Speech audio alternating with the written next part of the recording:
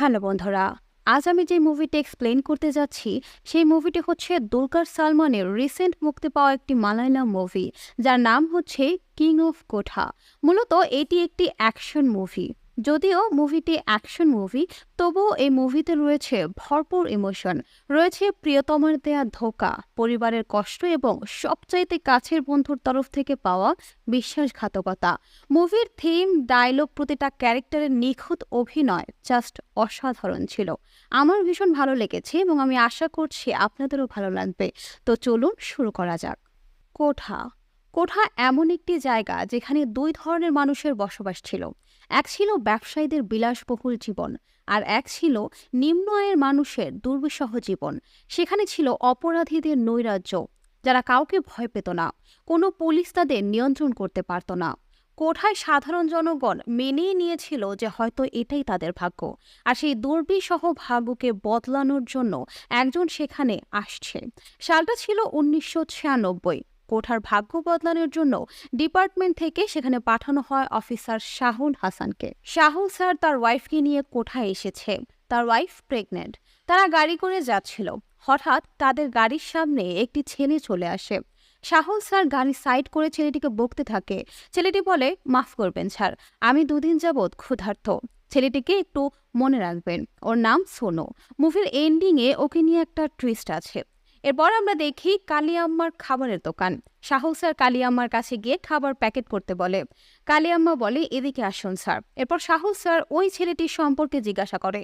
কালিয়াম্মা বলে, ও হয়তো সোনু হবে, গাঁজা কেনার জন্য হয়তো টাকা চেয়েছে। শাহুল স্যার কথায় কথায় কালিয়াম্মাকে অনেক প্রশ্ন করলে কালিয়াম্মা বলে, স্যার আপনি পুলিশ তাই না? তখন শাহুল স্যার বলে, হ্যাঁ, আমি এখানকার নতুন সিআই। এরপর শাহুল স্যার কালিয়াম্মাকে জিজ্ঞাসা করে যে এই কান্নান ভাইকে। কালিয়াম্মা বলে, জানি না স্যার। এর পরের সিনে আমরা দেখি শাহুল স্যার এর বাসায় কিছু মহিলারা আসে। তাদের মধ্যে একজনের নাম তারা। তারা এখানকার নতুন প্রজন্মের ধ্বংসের কথা জানায়, যে সমস্ত ইয়াং ছেলেমেয়েরা ড্রাগ অ্যাডিক্ট হয়ে গেছে এবং এর জন্য দায়ী কান্নান কান্নান ভাই। শাহুল স্যার তাদের অভয় দেয় যে সে এই বিষয়টি খুঁটিয়ে দেখবে।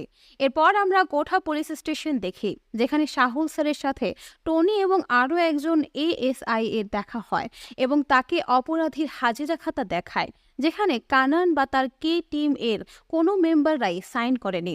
শাহুল স্যার জিজ্ঞাসা করলে বলে যে কানান এই খাতা তার ক্যাসিনোতে নিয়ে যেতে বলেছে। এটা শুনে শাহুল স্যার রেগে যায়।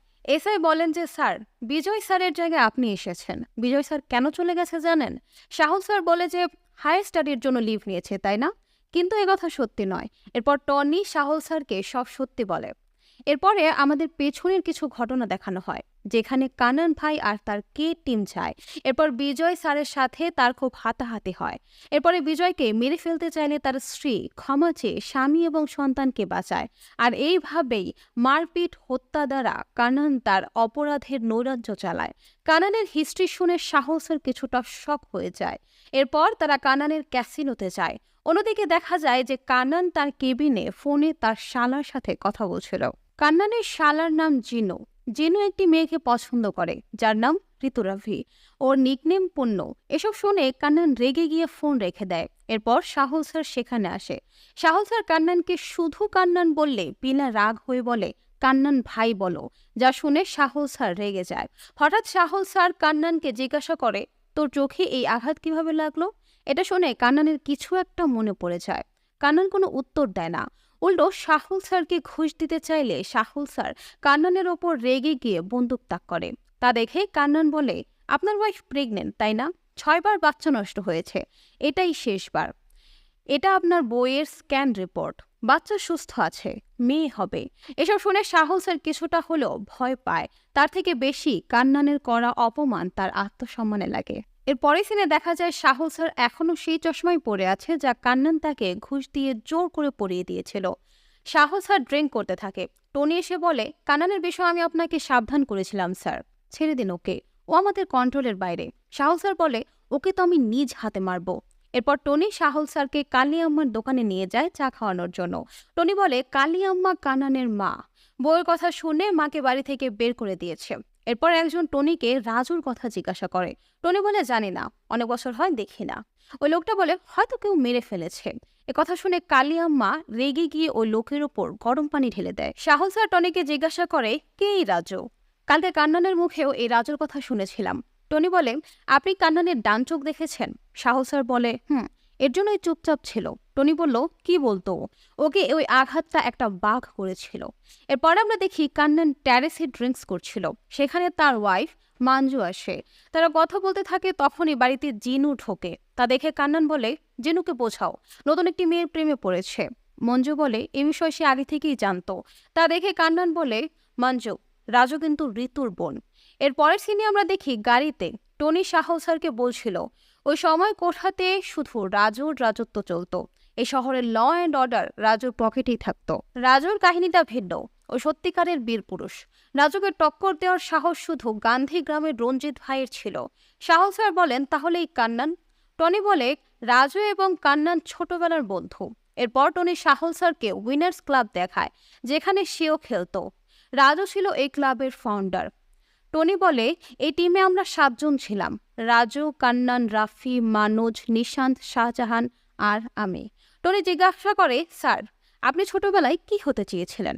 সাহল স্যার বলে আমার বাবা একজন এসআই ছিল, তাই আমিও পুলিশ হতে চেয়েছিলাম। টনি বলেন রাজুও তার বাবার মতো ফেমাস গুন্ডা হতে চেয়েছিল। উনি হলেন রাজুর বাবা রাভি। সাহল স্যার দেখে বলেন কিন্তু উনি তো দর্জি। টনি হেসে বলে কোঠা রাভি নামে সবাইকে আতঙ্কে রাখা অনেক বড় গুন্ডা ছিল। রাজুও বাবার মতোই বড় গুন্ডা হতে চেয়েছিল, তাই রাজুর মা মিলতিয়া মা ওর সাথে সব সম্পর্ক শেষ করে দেয় আর কথা বলাও বন্ধ করে দেয়। তখন থেকেই শুরু হয় রাজুর রাজত্ব। সাহল স্যার জিজ্ঞাসা করেন রাজু কেন কোঠা ছেড়ে চলে গেল, ঘটনা কি? টনি বলে এরই 10 বছর আগের কথা। সময়টা 1986 ওয়ার্ল্ড কাপের, ম্যারাডোনা ওয়ার্ল্ড কাপ। এরপর আমাদের নিয়ে যাওয়া হয় পেছনের কিছু ঘটনাতে। সময়টা 1986।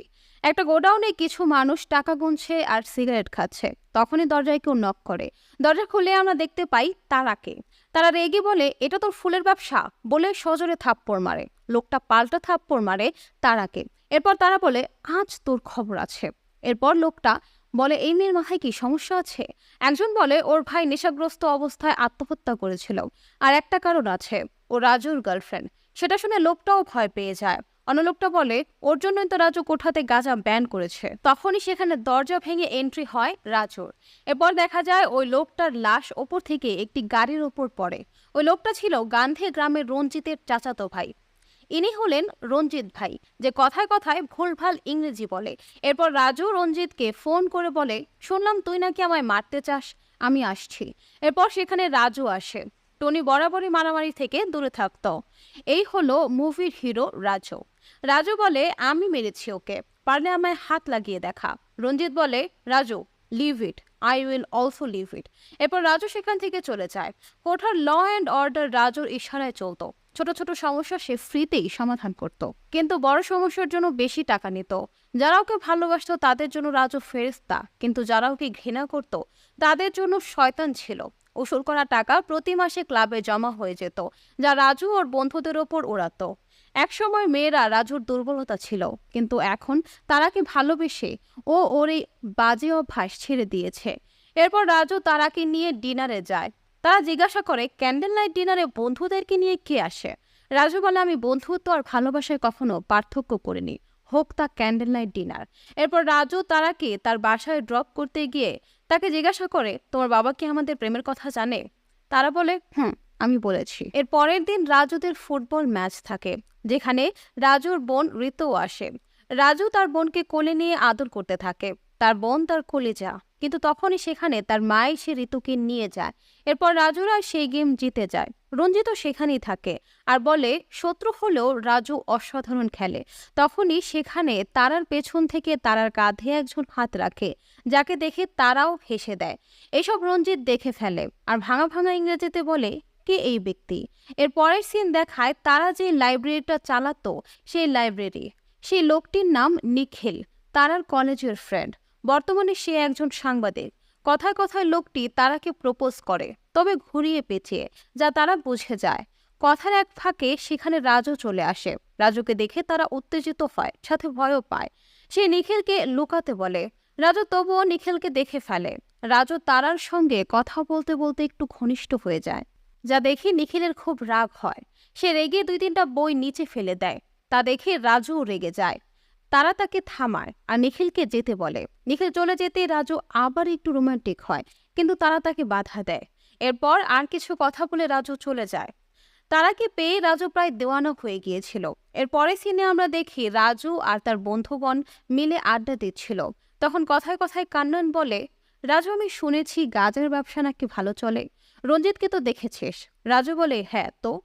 কান্নান বলে, তুই তারার জন্য করতে চাস না, তাই না? এটা শুনে রাজু ক্ষেপে যায় আর বলে, তারা যা চায় তাই হবে কোঠায়। এরপর রাজু একটু স্বাভাবিক হয়ে বলে, কান্নান, যখন তুই কাউকে ভালোবাসবি তখন বুঝবি। যা শুনে সবাই হেসে দেয়। তখনই সেখানে ঋতু আসে। ঋতু অভিযোগ করে বলে, আজ আমার জন্মদিন ছিল আর তুমি ভুলে গেছো। এরপর কেক কেটে সবাই ঋতুকে হ্যাপি বার্থডে উইশ করে। এরপর সবাই টিভিতে ঋতুর প্রিয় কার্টুন দেখতে থাকে। তখনই রাজুর জরুরি ফোন আসায় সে চলে যায়। কান্নানকে বলে ঋতুকে কার্টুন শেষে বাসায় দিয়ে আসতে। ঋতু রাজুকে না দেখতে পেয়ে বাইরে বেরিয়ে আসে। তখনই সেখানে লাঠি হাতে তার মা আসে আর সেই ঋতুকে মারতে থাকে। কান্নান বলে, আম্মা, মারবেন না, মারবেন না। তখন সেখানে রাজুর বাবাও আসে। কান্নান বলে, ছেড়ে দিন আম্মা, রাজু শুনলে রেগে যাবে। রাজুর মা রাজু এবং তার বন্ধুদের গুন্ডা আর কুকুর বলছিল, যা শুনে কান্নান রেগে রাজুর মায়ের হাত চেপে ধরে। তা দেখে রাজুর বাবা কান্নানকে থাপ্পড় মারে। কান্নান ও রাজুর বাবাকে লাথি মারে। আবারও মারার জন্য পেছন থেকে ধারালো অস্ত্র বের করলে রাজুর বাবা আবারও তাকে মারে। কান্নান আহত হয় খুব গভীরভাবে।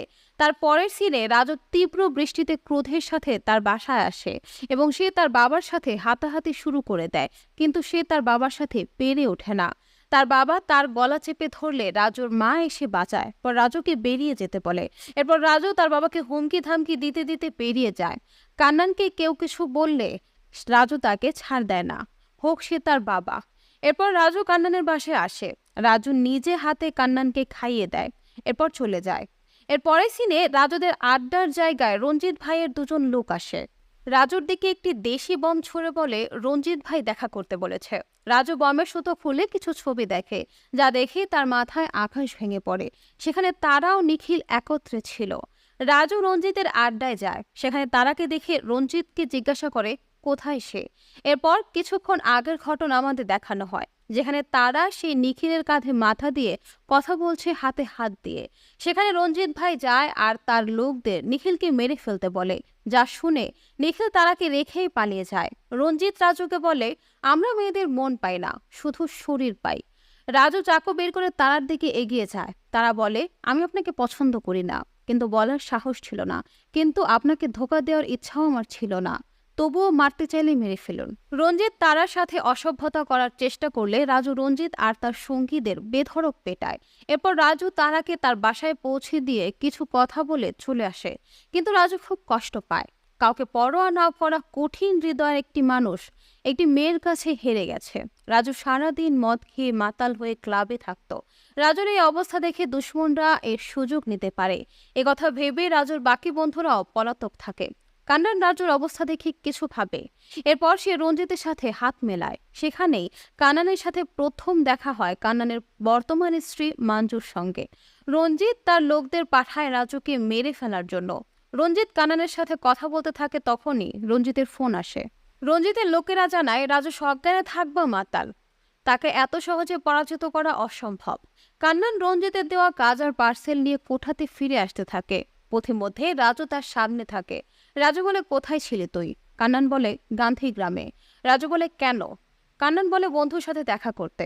রাজু জিজ্ঞাসা করে, বক্সে কি আছে? তোর বন্ধু দিয়েছে নিশ্চয়ই। কান্নান কথার উত্তর না দিয়ে চলে যেতে নিলে রাজু আটকে দিয়ে বক্সে কি তা দেখে বলে, গাদ্দার। এই বলেই দুজনের মধ্যে ফাইট শুরু হয়। রাজু বলে, তোর জন্য নিজের বাপের গায়েও হাত তুলতে গিয়েছি, এই তোর বন্ধুত্ব? এরপর সে কান্নানের এক চোখে এলোপাথারি মারতে থাকে। এরপর সেখান থেকে চলে আসে। প্রিয়তমার দেয়া ধোকার বন্ধুর করা বিশ্বাসঘাতকতায় রাজুর মন ভেঙে যায়। ছেলেকে ধ্বংসের দিকে যেতে দেখে সেখানে রাজুর মা আসে। রাজুর মা তাকে এখান থেকে চলে যেতে বলে অনেক দূরে। রাজু তার কথা শোনে না। এরপর রাজুর মা বলে, তোমার বোনের জন্য হলেও চলে যাও। এরপর রাজু ক্লাবের দিকে এক নজর দেখে অনেক দূরে চলে যায়। এরপর আমরা বর্তমানে ফিরে আসি। টনি বলে তারা এখন একাই থাকে, তার বাবাকেই কান্নান মেরে ফেলেছে, তারা এখনো কোঠাতেই থাকে, কান্নানের ধ্বংস দেখবে বলে। কান্নান তারার বাড়ির সামনে একটি গাজার আড্ডা তৈরি করেছে, সেই আড্ডায় জিনুকেও দেখা যায়। সাহল স্যার বলেন ও তো রাজুর বোনের লাভার, তাই না? টনি বলে মেয়েটা ওর ব্যাপারে কিছুই জানে না। সাহল স্যার বলে রাজু কোথায় জানতে চাইলে টনি বলে অনেক খোঁজার পর জানা গেছে ও ইউপিতে আছে। সাহল স্যার বলে টনি, রাজুকে কোঠায় ফিরিয়ে আনলে কেমন হয়? এরপর সাহল স্যার বলে কাটা দিয়েই কাটা তুলতে হবে। এর পরের সিনে দেখায় টনি সাহল স্যারকে ফোন করে বলে রাজুর ব্যাপারে লখনৌ থানা থেকে ফ্যাক্স এসেছে। সাহল স্যার টনিকে রাজুর ঠিকানায় একটি টেলিগ্রাম পাঠাতে বলে। এর পরের সিনে আমাদের দেখানো হয় লখনৌ, উত্তরপ্রদেশ, যেখানে রাজুর ব্যাকসাইড দেখানো হয় আর হাতে একটি টেলিগ্রাম যেখানে লেখা থাকে your sister is in danger. এরপর একটি রেস্টুরেন্ট দেখানো হয় যেখানে জিনু এবং ঋতু দুজনেই আইসক্রিম খেতে থাকে। তখনই সেখানে টনি আসে। টনি ঋতুকে বলে জিনু নেশা করে। জিনু প্রতিবাদ করলে পুলিশ সার্চ করে ওর পকেটে ড্রাগস পায়। এরপর জিনুকে ধরে নিয়ে যায়। এরপর তারা এবং একজন স্বেচ্ছাসেবী কর্মী ঋতুকে বোঝায় যে জিনু ভালো ছেলে নয়। তখনই সেখানে জিনু আসে। রাজুর বাবা তাকে শাসায় যেন ঋতুর আশেপাশেও না আসে। জিনু রাতে গিয়ে তারার বাড়িতে ভাঙচুর করে।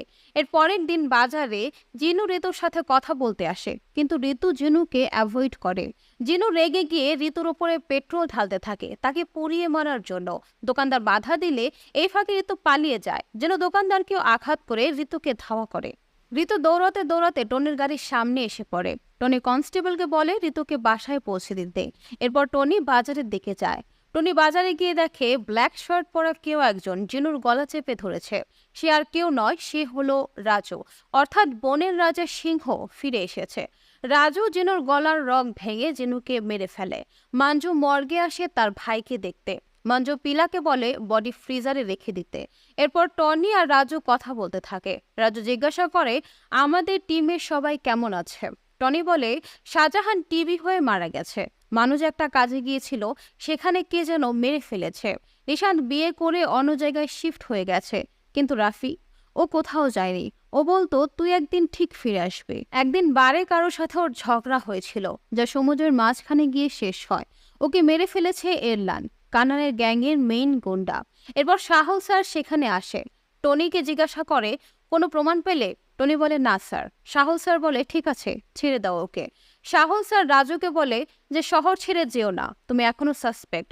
রাজু তার গাড়ি নিয়ে তারার লাইব্রেরির সামনে দাঁড়ায় এবং দূর থেকেই দেখে চলে যায়। এরপর রাজু নিজের বাড়িতে যায়, গিয়ে দেখে তার বোন শুয়ে আছে। ঋতু ওকে জড়িয়ে ধরে বলে ওরা আমাকে মেরে ফেলবে ভাইয়া। রাজু বলে কেউ কিছু করতে পারবে না, আমি আছি। কিছুদিন পর না তোর জন্মদিন, সবাই মিলে কেক কাটবো, তুই চিন্তা করিস না।